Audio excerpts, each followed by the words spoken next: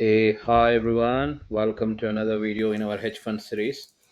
So today we are going to discuss about Tiger Management Hedge Fund, and we're going to see the details of the founders along with the strategy that this Tiger Management Hedge Fund has used, and the performance of the fund, the challenges faced by the fund, and the details why it has failed, and what risk management lessons we can learn from this particular fund.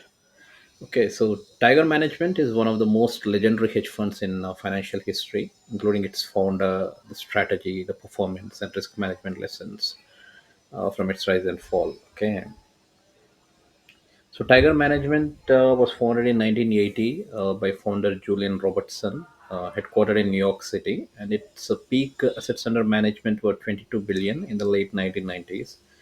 It closed in March 2000. Okay, so the founder Julian Robertson is born in 1932, North Carolina, USA. His education was University of North Carolina at Chapel Hill, BA in business.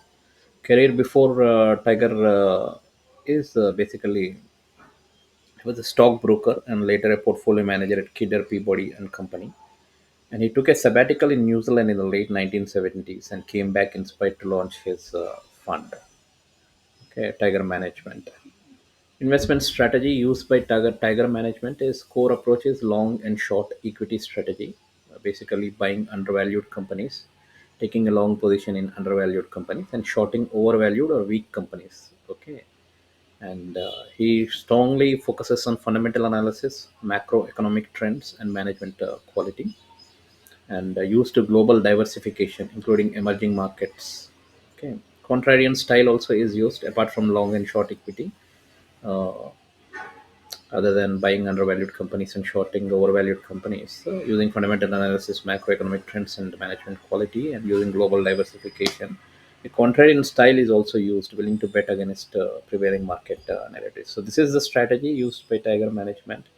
Performance of the fund was from 1980 to 1998. It gave annual returns exceeding 25%, and it became one of the most successful hedge funds from 1980s to 1990s, and one of the earliest macro aware equity funds, blending global trends and stock picking. The challenges and collapse in the 1990s, late 1990s. Main issue was tech bubble. So Robertson, he remained a staunch value investor, and he refused to invest in overvalued tech stocks during the dot-com boom. And his fund underperformed significantly as tech stocks soared and his value picks lagged. Okay, and he took a short positions also against these tech stocks, assuming that these are overvalued. And Tiger shorted these tech stocks too early and suffered huge market-to-market losses because of the tech stocks continuously soared due to the momentum in the market. Major losses other than in the tech bubble, shorting position as well as not investing in the momentum of the market, is US Airways. So he held a large position in US Airways, which underperformed due to rising oil prices and cost overruns. It was a significant contributor to underperformance. Why Tiger Management was shut down? By early 2000, Tiger has suffered multiple years of underperformance, and investors began pulling capital. In March 2000, Tiger voluntarily closed the fund and returned the remaining 6.5 billion to investors. Ironically, the tech bubble burst shortly after the Tiger closed, validating his view, but too late to save the fund. What can we learn from risk management lessons from Tiger Management Fund, hedge fund is don't fight the market momentum blindly. Even though you're a value investor, you should you should manage timing risk in overheated markets. Okay, if if the market is having high momentum, you should even though you're a value investor, you should manage timing risk when the market has a lot of momentum. Beware concentration in illiquid names like US Airways was too large, and a strong bet was placed in only one company, and that too in a airways company, which is a very volatile sector, which is famous for incurring losses basically. Dynamic positioning needed in bubbles. So sure, whenever there is a bubble, like tech bubble is there, you should adjust your exposure when the market shifts irrationally. Even though the tech momentum was a bubble, but markets are irrational and they can move irrationally, and momentum can come irrationally. So you should when irrational things are happening, you should adjust your exposure accordingly, especially when it's a bubble. You should do some dynamic positioning in the bubbles.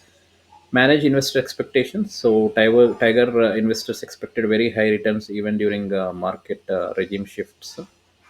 Okay, so short positions have infinite risk, so losses can grow rapidly when shorting irrationally rising stocks.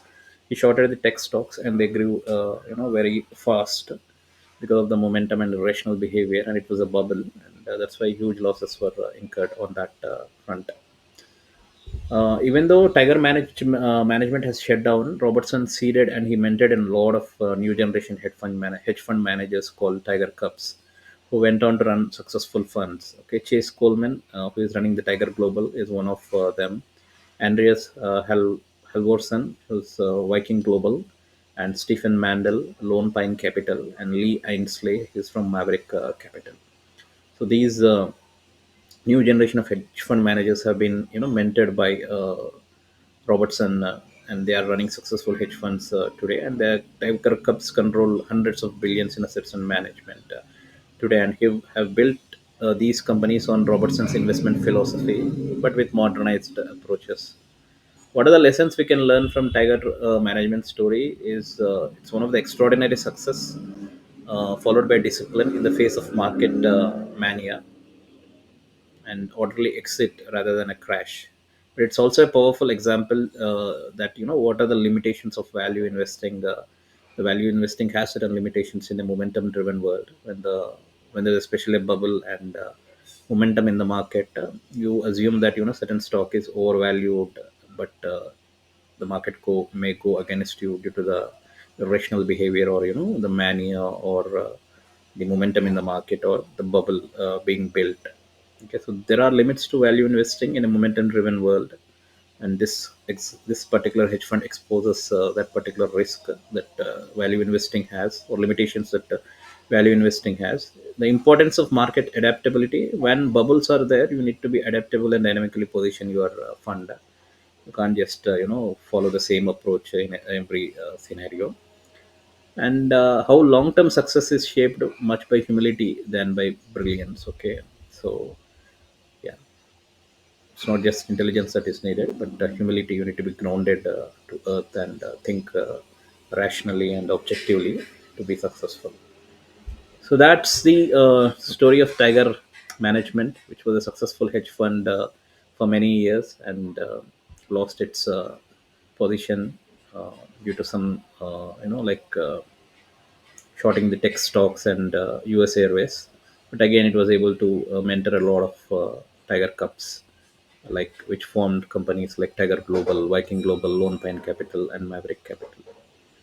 So that's it for today, guys. Thanks everyone. Have a nice day. Bye.